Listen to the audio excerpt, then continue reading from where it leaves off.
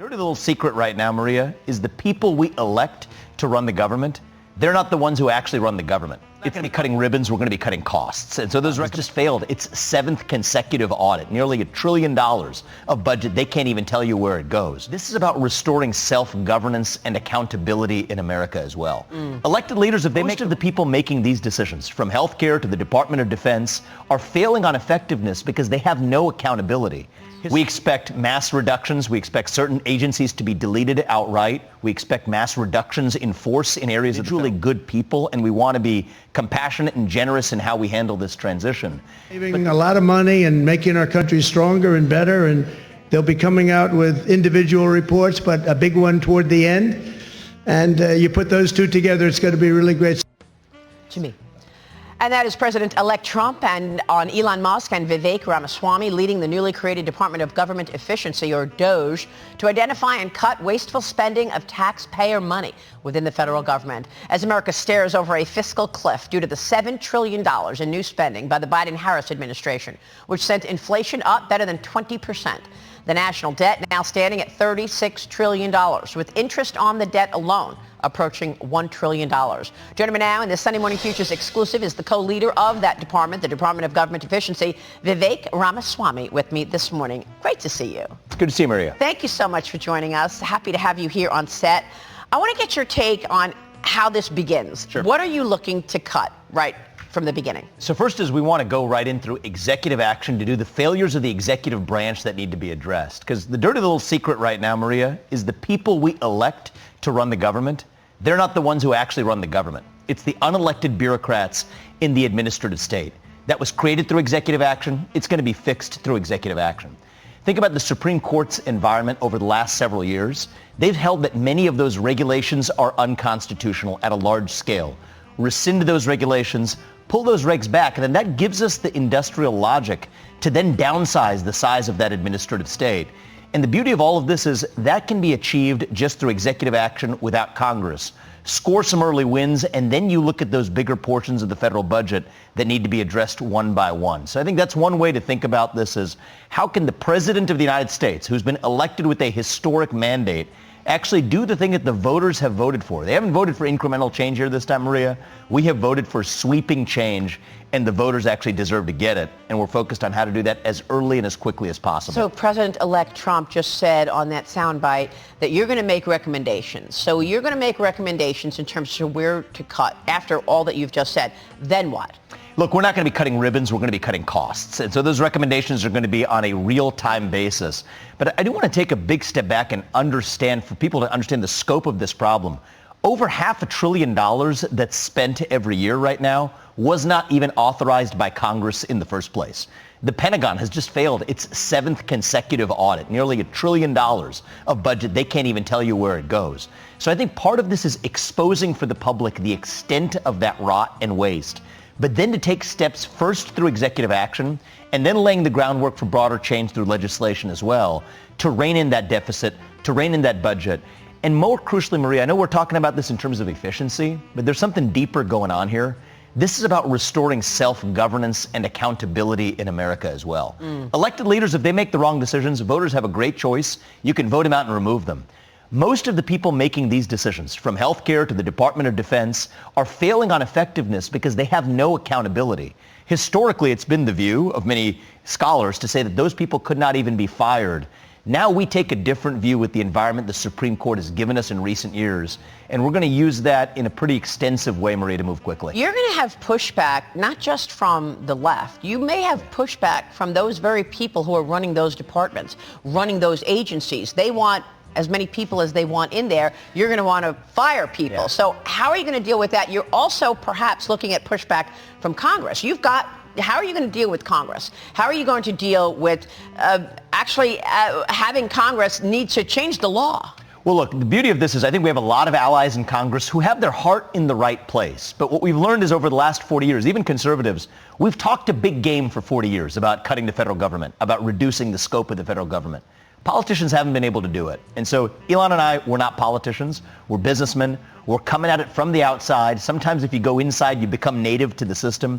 So President Trump, I applaud him for his creativity and his open-mindedness to setting this up for success in a way that hasn't happened before. But I come back to the principle. In the early months, score quick wins through executive action, show what can be done then, and then I think we will lay the groundwork for Congress to have to take meaningful steps in budget reductions for the future. A lot of these discussions we have are theoretical. I have to cut different entitlement programs or whatever. Let's start with the fact that there is massive waste, fraud, and abuse right now. Federal contractors are really exploiting the federal government. You could take haircuts across the board, and they would be no worse off for it. And it's not just about cutting cost, but increasing effectiveness from defense to healthcare. A lot of that is a failure of the administrative state itself, Maria, that rests under the executive branch. And I'm optimistic. It's part of why we've set an end date on this. Our work is done by July 4th, 2026. Unlike every other government project, we don't want this one to last. We want to go in, fix the problem, dissolve, and move on, and set an example for how our federal government should run. I love that. But again, you are going to face pushback from within. Sure. And you are going to have to make this so compelling that you get the support, congressional support. So how do you do that? Well, look, I think the public is on our side. Most of the public understands their taxpayer dollars are not being well spent. They want to hold these decision makers accountable, and they're not able to. These congressmen are responsive to the people. Many of them are quietly on our side as well. So I think the division of responsibilities, a lot of people who face two-year election cycles in political Congress, they end up looking at what's happening tomorrow. We're looking at the next 250 years. We want to give them credit for doing the right thing. Elon and I aren't in this for the credit, but I think we're going to build the consensus to make the kind of deep cuts that haven't been made. Are you expecting to close down entire agencies, like President Trump has talked about the Department of Education, for example? Are you going to be closing down departments? We expect mass reductions. We expect certain agencies to be deleted outright. We expect mass reductions in force in areas of the federal government that are bloated. We expect massive cuts among federal contractors and others who are overbilling the federal government. So yes, we expect all of the above. And I think people will be surprised by, how quickly we're able to move with some of those changes, given the legal backdrop the Supreme Court has given us. You've got what has been called a deep state. You've got people who have been career bureaucrats in place right now. Didn't President Biden put in plans to ensure that you're not going to be able to fire those people at all? How do you get around that? And, I asked Joni Ernst, are you for term limits? She says, yes, I am for term limits, as long as the people around me are also for term limits. Mm-hmm. That's not in place right now. So how do you get rid of those people who are dug in? Well, a lot of what's happened is President Biden has made a lot of changes trying to entrench the administrative state. The Supreme Court has slapped them on the wrists numerous times. So we're working with a legal landscape here that is historic. You think about a president of the United States like Donald Trump, elected with the mandate he's been given, both chambers of Congress belonging to Republicans, a 6-3 conservative majority in the Supreme Court. Maria, if we don't downsize the federal government now, it's never going to happen in the future as well. So this is a historic opportunity. We're not actually going to squander this, but I think part of the key is to move quickly, to move effectively. I think that mass deregulation that I talked about earlier, that gives us the industrial logic to then make cuts to that bureaucracy, and moving quickly is our objective. Have you thought about moving some of these departments or agencies out of Washington? It's funny you bring up this point. Yes is the answer, but here's why. They'll say, well, what happens to the people who live in Washington, D.C.? Here's the dirty little secret in the federal bureaucracy today. Most people don't even show up to work. So if you require most of those federal bureaucrats to just say, like normal working Americans, you come to work 5 days a week, a lot of them won't want to do that. And by the way, that creates a logic for many of those agencies being outside of D.C. in the first place. So these are, again, examples. It's a great point you just brought up. So would you sweeping move, changes we're able to make quickly. You could move the energy department to Texas or to Pennsylvania. You could move agriculture somewhere else. Is that what you're thinking? Well, look, I think that, yes, absolutely. But I think even bigger picture than that, many of these agencies should be downsized wherever they are. And for whatever does remain, move many of them out to be where they're more accountable to the people.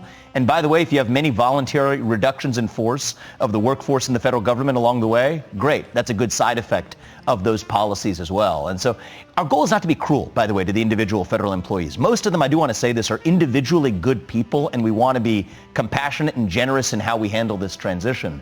But the real issue is there's just too many of them. We don't need 4 million, and we shouldn't have 4 million civil servants who can't be can't or aren't even elected or can't be removed from their positions, it's anti-democratic. Real quick, we got to jump, but when you look from 30,000 feet, I know you're just getting into this now. Which agency or department is the most bloated, would you say? It's a tough competition. It's across the administrative state. I mean, President Trump's talked extensively about areas like the Department of Education. Obviously, those kinds of agencies shouldn't even exist and should be returned to the states. But it's a culture, Maria, that's pervaded the entire federal government of hiring people who have no accountability to everyday Americans. And I think that's what's going to change when you take this new effort at Doge, at the Department of Government Efficiency. It's about efficiency as much as it is about restoring accountability. And this time, actions are going to speak louder than words. And I'm excited to get started in January. I love all of this, Vivek. I really do. But wow, what a year and a half you've had.